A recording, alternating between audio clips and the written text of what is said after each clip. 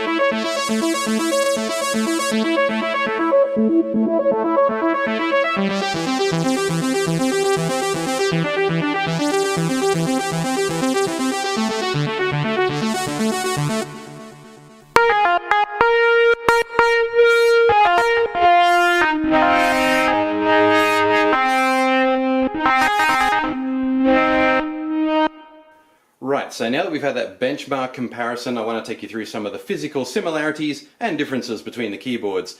Most notable, I think, is the two dynamic controllers on both models. By default, they're assigned to cutoff and resonance because everybody loves playing with that, but you can assign them to various other effects controls as well. You can do more with them on the PSR-S than you can on the PSR-E.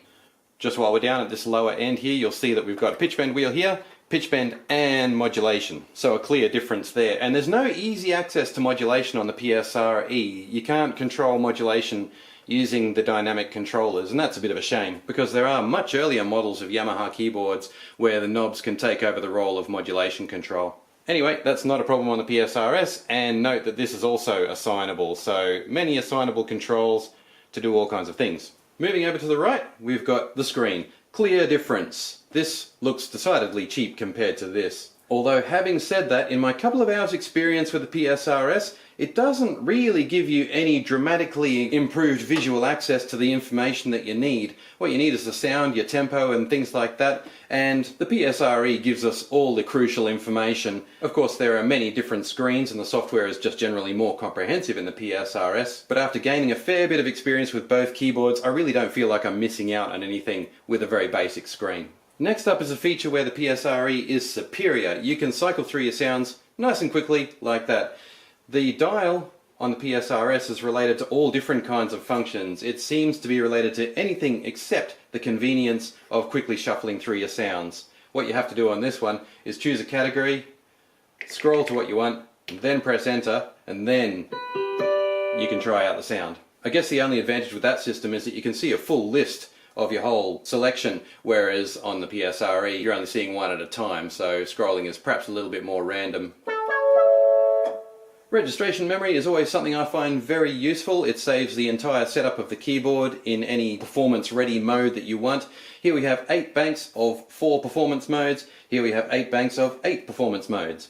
Speakers. Very good on both. I think the value that the speakers provide for the price of the PSR-E series is really good. There's no doubting though that the PSR-S speakers are a notch above. Just compare the clarity of these default rhythms.